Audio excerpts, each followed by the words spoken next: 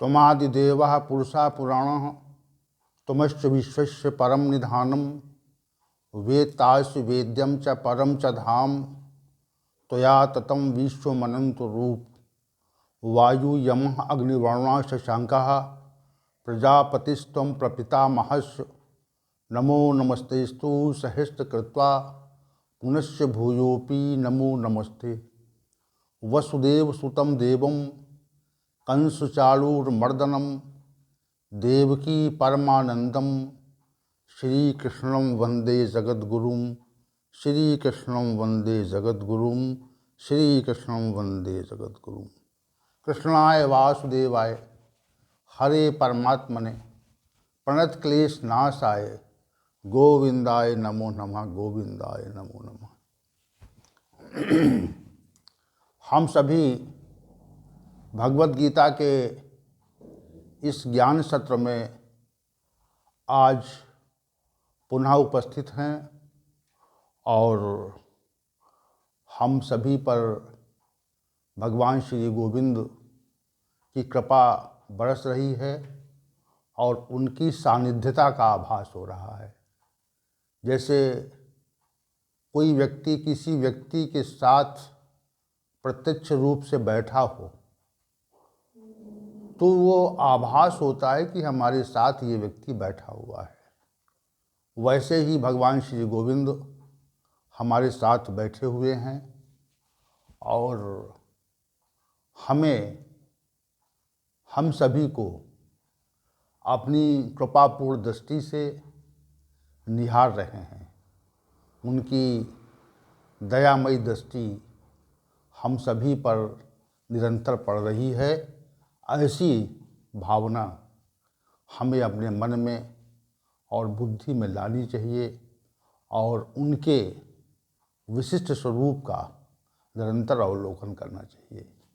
तो आइए आज हम भगवत गीता के इस विशेष ज्ञान सत्र में प्रवेश करें और प्रवेश करने के पूर्व हम सभी भगवान श्री गोविंद को प्रणाम करें और उनका आशीर्वचन लें और मेरी ओर से सभी को प्रेमपूर्ण अभिवादन। तो कल के सत्र में हम सभी ने अध्याय 14 के श्लोक संख्या 12 पर विचार को पूर्ण किया था। श्री भगवान ने ये कहा था, रजोगुण के बढ़ने पर 5 विशेष वृत्तियाँ मनुष्य के अंदर स्वतः ही उत्पन्न हो जाती हैं और वे वृत्तियाँ वास्तविक रूप से प्रतीत होती हैं। जैसे कोई वृत्ति बढ़ जाए तो उसका लक्षण प्रतीत होता है। तो श्री भगवान ने जिन 5 वृत्तियों के संदर्भ में चर्चा की थी, वे पहली वृत्ति लोभ थी, दूसरी वृत्ति प्रवृत्ति थी, तीसरी वृत्ति कर्मों का आरंभ होना था, चौथी वृत्ति अशांति थी और 5वीं वृत्ति स्पर्धा थी। तो इन 5 वृत्तियों के संदर्भ में ये रजोगुण के बढ़ने पर ये वृत्तियाँ उत्पन्न होती हैं। 5 विशेष वृत्तियाँ हैं ये। तो श्री भगवान का संकेत ये है, रजोगुण के बढ़ने पर लोभ बढ़ जाता है। रजोगुण के बढ़ने पर प्रवृत्ति बढ़, स्वार्थपरक कामों में चेष्टा बढ़ जाती है और कर्मों का भी आरंभ तेजी से होता है और ऐसे व्यक्ति मनुष्य के अंदर अशांति का भाव रहता है और सांसारिक पदार्थों की आवश्यकता की विशिष्ट अनुभूति हुआ करती है। ये 5 बातें थी श्री भगवान ने कही हैं। अब हमारा जो कथन है या हमारा जो विचार है, रजोगुण के बढ़ने पर अन्य क्या वृत्तियाँ प्रतीत होती हैं, तो इस विषय को भी जैसे सत्वगुण के बढ़ने पर अनेक प्रकार की वृत्तियाँ प्रकट हो जाती हैं, उसी प्रकार से रजोगुण के बढ़ने पर कुछ अन्य वृत्तियाँ प्रतीत होने लगती हैं, दिखाई पड़ने लगती हैं। तो हमारे विचार से रजोगुण की वृद्धि में कौन सी और अन्य वृत्तियाँ बढ़ जाती हैं, इस विषय को भी हम थोड़ा सा व्याख्यापित करना चाहेंगे, ये प्रकट करना चाहेंगे कि ये वृत्तियाँ क्या हैं। तो चूंकि 5 प्रमुख वृत्तियाँ थीं, इनको श्री भगवान ने कहा, प्रकट किया, तो पांचों 5 ही वृत्तियों के अंदर ये अन्य प्रकार की वृत्तियां हैं उत्पन्न हो जाती हैं। ये हमारा कथन यहाँ पर है कि जो 5 वृत्तियां विशेष हैं, तो इन 5 विशेष वृत्तियों के साथ ही जो अन्य वृत्तियां रजोगुण की हैं वह क्या क्या हैं, ये इस विषय को हम व्याख्यापित करना चाह रहे हैं। तो आइए हम विचार करते हैं उन कुछ वृत्तियों पर जो रजोगुण के बढ़ने पर हो जाती, इससे सहजता हो जाएगी। इससे रजोगुण बढ़ा हुआ है ये जानने में सहजता होगी, इतना कथन हमारा है। ये जानने में सहजता होगी कि रजोगुण बढ़ जाने पर अन्य क्या बढ़ जाता है। इसको समझाना इसलिए चाह रहे हैं हम कि रजोगुण चूँकि एक विशद गुण है, एक बहुत ही कठिन कहना चाहिए जिसको रजोगुण से हम सभी जो हैं वह पूरी तरह से, रजोगुण से हम सभी पूरी तरह से आवृत रहते हैं, आच्छादित रहते हैं, या कहें कि हम लोग उसमें लिपटे रहते हैं, ये शब्द कह दें हम। तो रजोगुण के संबंध में बहुत कुछ जानना चाहिए मनुष्य को कि किन किन वृत्तियों के बढ़ने पर रजोगुण बढ़ता है। तो विस्तार हो जाएगा तो श्लोक संख्या 12 का और विस्तार हो जाएगा और समझने में सहायता मिलेगी, क्योंकि गुणों के स्वरूप, प्रभाव, कार्य को समझ करके ही हमारी साधना बलवती होती है। ये बात हमको स्पष्ट रूप से समझनी चाहिए। तो हम चूँकि सभी लोग साधक हैं और साधना की ओर बढ़ रहे हैं, इसलिए रजोगुण को हमें दबाना है। तो हम ये चाहते हैं कि आप रजोगुण के बारे में बहुत कुछ जानें और जानने के पश्चात ये प्रयास करें कि ये रजोगुण धीरे धीरे दबे, समाप्त हो, शमन हो उसका। तो आइए हम विचार करते हैं रजोगुण के बढ़ने पर कुछ अन्य वृत्तियाँ क्या उत्पन्न हो जाती हैं। तो पहली वृत्ति है इच्छा। इच्छा क्या है ये तो सभी सामान्य रूप जानते हैं। सांसारिक वस्तुओं की प्राप्ति की भावना का नाम इच्छा है। एक सहज हमने परिभाषा दी इसमें कि हमारे पास जो नहीं है उसको हम सभी अप्राप्त मानते हैं। क्या मानते हैं? जो प्राप्त है उसकी इच्छा नहीं होती, वो प्राप्त को मिलने की इच्छा नहीं होती, क्योंकि वो प्राप्त ही है, मिला हुआ है। जो अप्राप्त होता है संसार में, चूँकि संसार में असंख्य वस्तुएं हैं, तो वो असंख्य वस्तुएं हमें सब प्राप्त हो जाएं, ऐसा तो संभव नहीं है। इसलिए जो कुछ सामान्य रूप से जो व्यक्ति जिस स्तर का होता है, तो जो व्यक्ति जिस स्तर का होता है उसी स्तर की उसकी इच्छाएं होती हैं, अप्राप्ति का विषय उसका होता है।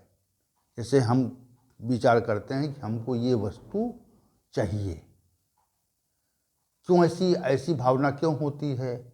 ऐसी भावना इसीलिए होती है क्योंकि वह वस्तु हमें अप्राप्त है। अगर प्राप्त होती तो ये भावना नहीं होती। अप्राप्त वस्तु के कारण ऐसी भावना का उदय होता है। ठीक, तो इच्छा, इसे हमें जो चीज़ प्राप्त है तो उसको प्राप्त करने की इच्छा तो होती नहीं, और जो अप्राप्त है, जो नहीं मिला हुआ है, जो हमको प्राप्त करना है, जिसके प्राप्त करने की भावना है, उसी को हम सामान्य रूप से इच्छा कहते हैं। सामान्य परिभाषा है ये। तो रजोगुण के बढ़ने पर अप्राप्त वस्तुओं के प्राप्त करने की भावना का उदय स्वतः होता है, रजोगुण के कारण होता है। इच्छा ऐसे नहीं होती, रजोगुण के कारण ऐसा होता है। रजोगुण के कारण अप्राप्त वस्तुओं को प्राप्त करने की इच्छा का उद्भव हो जाता है। समझ गए? तो पहली चीज इच्छा है, दूसरा प्रयत्न है। देखिए, जब कोई वस्तु हमको अप्राप्त है तो अप्राप्त वस्तु को हम प्राप्त करना चाहते हैं, तो प्राप्त करने के लिए हमें प्रयास करना पड़ेगा। और जो ये प्रयास रूपी कार्य है, इसी को हम प्रयत्न कहते हैं कि हमें अप्राप्त है तो प्राप्त करने के लिए कहीं जाना पड़ेगा, कुछ विचार करना पड़ेगा, उसके लिए क्रियाएं करनी पड़ेंगी, उसके लिए दौड़ धूप करनी पड़ेगी, संलग्नता होगी, प्रवृत्ति होगी, चेष्टा होगी, और उसके पश्चात ही वो वस्तु प्राप्त होगी। तो ये जो प्रयत्न रूपी वृत्ति है, नंबर 2 जो प्रयत्न रूपी जो वृत्ति है, यह वृत्ति भी रजोगुण के कारण होती है। देखिए, सब क्रम से है, सब क्रम से है। इच्छा होगी तो प्रयत्न होगा, इच्छा नहीं होगी तो प्रयत्न नहीं होगा। ये तो सिद्धांत है, मत है, ये एक सिद्धांत, सैद्धांतिक बात है कि इच्छा होगी तो प्रयत्न होगा, और इच्छा नहीं होगी तो प्रयत्न नहीं होगा। ये निश्चित बात है। तो हम पहले इच्छा करते हैं और उसके उपरांत हमारा प्रयत्न आरंभ होता है। तीसरी बात, मनुष्य के अंदर एक प्राप्त वस्तुओं को प्रकट करने का भाव रहता है, और उसके मन में यह भावना रहती है कि हमें अमुक अमुक चीज़ें प्राप्त हैं, तो उसको प्रकट करने का भाव रहता है, और उन वस्तुओं को लेकर मन में ये भाव रहता है कि हमें ये प्राप्त है। उसी से मन में एक वृत्ति उत्पन्न होती है, जिसको सब जानते हैं। उसको सामान्य रूप से घमंड कहते हैं। क्या कहते हैं? घमंड कहते हैं। तो घमंड जो है, घमंड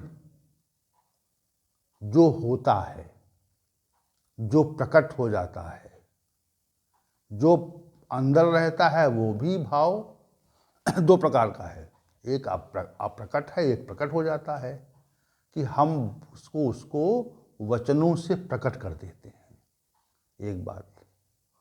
और दूसरी बात, वह अप्रकट रहता है, दूसरी बात। तो जो प्रकट होता है वह घमंड का प्रत्यक्ष रूप है, और जो अप्रकट रहता है वह घमंड का मूल रूप है। और वह जो प्रत्यक्ष रूप है वो तो प्रकट होता है, और वह अप्रत्यक्ष रूप है जो प्रकट नहीं होता है। तो घमंड नामक जो वृत्ति है, वह वृत्ति भी रजोगुण के कारण ही उत्पन्न होती है। देखिए, सब वृत्तियों का वर्णन कर रहे हैं, और वृत्तियों को समझते जाइए। समझते जाने पर आपको सहजता होगी कि उसको समझेंगे कि भाई बढ़ा हुआ नहीं बढ़ा हुआ है, बुखार बढ़ा नहीं बढ़ा है, कितना तापक्रम बढ़ा। तो वृत्ति को देख करके, हम वृत्तियों को देख करके ही ये अनुमान लगा लेते हैं कि ये है रजोगुण बढ़ा नहीं बढ़ा हुआ है। चलिए, चौथी वृत्ति है तृष्णा। विषय, सांसारिक जो विषय हैं, उनको भोगने की एक प्यास होती है, कि उनका संयोग हो हमारा।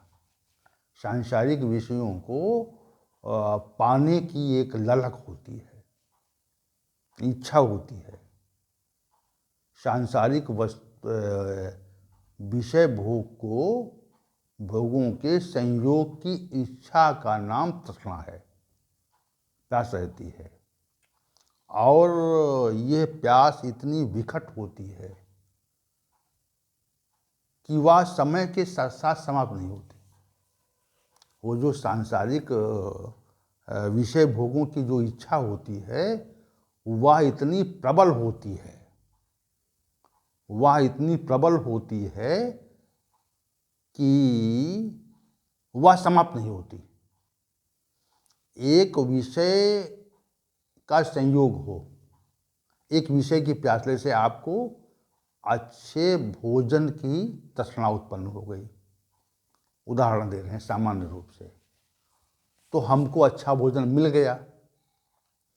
तो अच्छा भोजन मिलने के पश्चात कुछ समय के लिए वो जो तृष्णा थी, कुछ समय के लिए जो हमारी तृष्णा थी, जो प्यास थी, वह प्यास जो है वह बुझ गई। और उसके कुछ समय के पश्चात वह प्यास फिर उत्पन्न हो गई, फिर हम भोजन चाहते हैं। तो वैसे ही विषयों की जो तृष्णा होती है वह एक समय कुछ क्षण के लिए उस विषय को भोगने के उपरांत समाप्त हो जाती है और फिर वह उत्पन्न हो जाती है। तो ये जो पुनः पुनः उत्पन्न होती है, विषयों को भोगने की जो लालसा है वो पुनः पुनः उत्पन्न होती है, इसी को तृष्णा कहते हैं। वो बुझती नहीं है, प्यास कभी बुझती नहीं है, उसको हम बराबर पानी से बुझाया करते हैं। तृष्णा रूपी जो अग्नि है वह निरंतर प्रज्वलित हुआ करती है। जब उसमें जल डाल देते हैं, हम विषय भोग रूपी जल डाल देते हैं, तो कुछ समय के लिए वह दब जाती है। तो रजोगुण की वृत्ति तृष्णा है। रजोगुण अगर बढ़ा नहीं है तो तृष्णा नहीं होगी, तृष्णा कम हो जाएगी। सत्वगुण के प्रबल हो जाने पर तृष्णा का जब भाव है वो दब जाता है। पांचवी वृत्ति है अकड़पन। क्या है? पांचवी वृत्ति है अकड़पन। अकड़पन क्या होता है? कि अपने मत और सिद्धांत को मनवाने की चेष्टा करना कि हम सही हैं। क्योंकि रजोगुण में संशय हो रहता है, रजोगुण में मनुष्य सशंकित रहता है कि क्या सही है क्या गलत है, इस तथ्य के प्रति संशय रहता है। देखिए अंतर है, तमोगुण में अंतर है। तमोगुण में ये होता है कि हम गलत को ही सही मान लेते हैं। समझिए इस चीज़ को, अंतर में समझिए आप। तमोगुण के पढ़ने पर हम भ्रामक सिद्धांतों को सत्य मान लेते हैं, और रजोगुण के कारण भ्रामक और सत्य सिद्धांतों के प्रति संशय रहता है। ये अंतर है, देखो दोनों में अंतर है ये। तो जो अकड़पन है, अकड़पन तो सब सामान्य रूप से जानते हैं। उसको परिभाषित करना, क्या परिभाषित करना, उसको अकड़पन रहता है मनुष्य के अंदर। तो अकड़पन जो है वह रजोगुण की वृत्ति है, रजोगुण के कारण रहता है। अगर सत्वगुण बढ़ जाएगा तो ये जो अकड़पन वाला जो रजोगुण की वृत्ति है समाप्त हो जाएगी। और तमोगुण के बढ़ने पर अकड़पन बहुत विकृत हो जाता है। अकड़पन की दो स्थितियां हैं। एक तो सामान्य स्थिति है जो रजोगुण के बढ़ने पर उत्पन्न हो जाती है, और तमोगुण के बढ़ने पर अकड़पन जो है वह बहुत विकृत हो जाता है, वो समाप्त नहीं होता। सत्वगुण जब बढ़ेगा तभी इसका क्षय होगा, तभी इसका समापन होगा। अब छठवीं वृत्ति है देवताओं की उपासना से सांसारिक वस्तुओं की याचना करना। क्योंकि रजोगुण जो है मनुष्य को देवताओं की पूजा उपासना के लिए प्रेरित करता है। समझिए इस चीज़ को आप। तो देवताओं की जो पूजा उपासना होती है वह रजोगुण के कारण होती है, ऐसा कह दें तो ठीक रहेगा। तो रजोगुण के कारण होती है। और जो हम देवताओं की पूजा उपासना करते हैं, देवी देवताओं की पूजा उपासना करते हैं, उनकी अभ्यर्चना करते हैं, उनको मंत्रादिक उच्चारण से प्रसन्न करने का जो प्रयास करते हैं, तो उसके पश्चात उनसे याचना करते हैं कि हम इस कार्य की सिद्धि के लिए आपकी प्रार्थना कर रहे हैं। वहाँ स्वार्थपरक या सकाम परक भाव है। तो इसको हम देवताओं की देवताओं की पूजा उपासना के उपरांत जो सांसारिक वस्तुओं को प्राप्त करने की याचना है, ये भी रजोगुण के कारण ही उत्पन्न होती है। सातवीं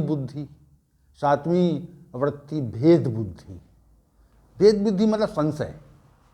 भेद बुद्धि का अभिप्राय जो है वो संशय से ही, कि यथार्थता का सही विनिश्चय न कर पाना, सत्य तत्व का सही विनिश्चय न कर पाना और उसमें संशय रहना। और दूसरी भेद बुद्धि ये है कि लोगों को ऊंचा नीचा मानना, कि अमुक व्यक्ति श्रेष्ठ है, अमुक श्रेष्ठ नहीं है। ऐसी भेद बुद्धि रहती कि अपने प्रियजनों को अधिक आश्रय देना, अधिक वरीयता देना, और अपने जो परिजन नहीं हैं उनको उतनी वरीयता ना देना, इसको भेद बुद्धि कहते हैं। भेद बुद्धि मतलब ये सांसारिक रूप से हो गई। और यथार्थता का सही विनिश्चय न कर पाना, ये भी भेद बुद्धि कहा जाता है। आठवीं वृत्ति विषय भोग है। रजोगुण जब बढ़ जाता है तो विषयों में प्रवृत्ति बढ़ जाती, स्वतः होता है। रजोगुण के बढ़ने पर विषयों में जो प्रवृत्ति बढ़ जाती है कि विषय भोग की कामना उत्पन्न होगी। सत्वगुण के बढ़ने पर विषयों से निवृत्ति होती है धीरे धीरे, और रजोगुण के बढ़ने पर विषयों में प्रवृत्ति होती है। तो निवृत्ति चाहते हैं तो सत्वगुण बढ़ा लें, और यदि प्रवृत्ति चाहते हैं तो रजोगुण बढ़ा लें आप। रजोगुण के बढ़ने पर विषयों में प्रवृत्ति होती, विषयों को प्राप्त करने की इच्छा होती है, और ये इच्छा जो है इसके लिए प्रयत्न होता है। प्रयत्न भी रजोगुण की वृत्ति है। और प्रयत्न होने के पश्चात में विषयों के क्षणिक संयोग से सुख का आभास होता है। ये सब कुछ रजोगुणी है। विषयों की इच्छा होना, और विषयों की इच्छा के उपरांत उसको प्राप्त करने का प्रयत्न करना, और प्राप्त होने पर सुखी होना, प्रसन्न होना, और न प्राप्त होने पर दुखी होना। ये सारा कुछ रजोगुणी कार्य है, रजोगुणी है। आगे बढ़िए, नंबर जो 9 है वह मद है। मद मतलब घमंड का ही रूप है कि जैसे हमारे पास कुछ वस्तुएं, कुछ स्थितियां, कुछ विषय भोग अधिक मात्रा में एकत्र हो जाएं। जैसे एक सामान्य व्यक्ति के मन में जो मद का भाव रहता है, मद मतलब घमंड अभिमान का भाव रहता है कि हमारे पास अमुक वस्तुएं हैं, तो उसके व्यवहार में, उसकी बातचीत में, और उसके चाल चलन में, उसके रख रखाव में, और उसके व्यवहार में, बर्ताव में, चेष्टा में, क्रिया में, ये सब अंतर आ जाता है। अंतर क्यों आता है? जैसे कोई व्यक्ति गरीब हो और कुछ समय पश्चात उसको बड़ी मात्रा में धन मिल जाए, तो गरीब रहते हुए जो उसके अंदर भाव थे, वह धन की प्राप्ति पर स्वतः ही परिवर्तित हो जाते हैं कि हमारे पास बहुत कुछ है, और वह उनको प्रदर्शित करना चाहता है। इसी को सामान्य रूप से मद कहते हैं, घमंड कहते हैं, अहंकार कहते हैं, अभिमान कहते हैं। तो ये होता है। 9वीं वृत्ति है ये मद। 10वीं वृत्ति है यश कीर्ति से स्नेह होना। रजोगुण के बढ़ने पर मनुष्य सांसारिक रूप से यश और कीर्ति चाहता है। और सांसारिक क्रियाओं के उपरांत। देखिए अंतर है, सत्व गुण के बढ़ने पर जो यश कीर्ति मिलती है वह स्वतः मिलती है। देखिए अंतर है, सत्व गुण के बढ़ने पर यश कीर्ति जो मिलती है वह स्वतः मिलती है, और रजोगुण के बढ़ने पर यश कीर्ति के लिए हमको प्रयत्न करना पड़ता है। क्या करना पड़ता है? प्रयास करना पड़ता है हमको। प्रयत्न के उपरांत ही हमको यश कीर्ति मिलती है, सांसारिक प्रयत्न के उपरांत हमको यश कीर्ति मिलती है। तो यश कीर्ति का जो भाव है उससे स्नेह होता है, प्रियता होती है उससे। तो ये यश कीर्ति का जो भाव है, यह भाव भी हमको, यह जो वृत्ति है रजोगुण की ही वृत्ति है। अब 10वीं वृत्ति है हास्य। आपने देखा होगा इस समय लोगों को हंसाया करते हैं, जो ये हास्य की वृत्ति है, ये रजोगुण का ही कार्य रूप है। 11वीं वृत्ति है पराक्रम, जो मनुष्य पराक्रम के प्रकट होता है उसके अंदर। तो इसको समझना चाहिए मनुष्य को कि पराक्रम वैसे नहीं प्रकट होता। सत्व गुण के कारण जो पराक्रम होता है वो पृथक प्रकार का होता है, वह आध्यात्मिक विकास के लिए होता है। और जो रजोगुण के कारण पराक्रम होता है वह सांसारिक कारणों से होता है। पराक्रम मतलब कि हम किसी शत्रु का विनाश कर देंगे, ऐसा क्षत्रियों में होता है कि पराक्रम रहता है, रजोगुण विशेष होता है उनके अंदर। अब ये 12वीं जो वृत्ति है हठ सहित विभिन्न कार्यों का संपादन, हठवादिता से कि हम ये काम करेंगे, कितना भी उनको रोको आप। रजोगुण अगर बढ़ा हुआ है तो मनुष्य को आप कितना भी रोको वो हठवादिता से कार्य करेगा ही, उसको आप रोक नहीं सकते। रजोगुण उसको उद्वेलित करता है, यानी बाध्य करता है, उसको प्रेरित करता है, कहने का उसको प्रेरित करता है। रजोगुण उसको प्रेरित करता है कि ऐसा कार्य आप करिए। तो रजोगुण की वृत्ति से जो है, रजोगुण की प्रवृत्ति से मनुष्य के अंदर हठ सहित विभिन्न कार्यों को करने की इच्छा जागृत हो जाती है, और इसके अतिरिक्त संशय रहता है कि क्या उचित है, क्या अनुचित है, क्या हमको करना चाहिए, क्या नहीं करना चाहिए। इसमें जो अंतर का बोध है, अंतर का बोध मनुष्य के अंदर जो है वह नहीं रह पाता। संशय विशेष रहता है। रजोगुण के बढ़ने पर संशय विशेष बढ़ जाता है। इस बात को आपको समझना चाहिए कि मनुष्य के अंदर संशय की जो प्रवृत्ति है, संशय रहेगा, संशय का समापन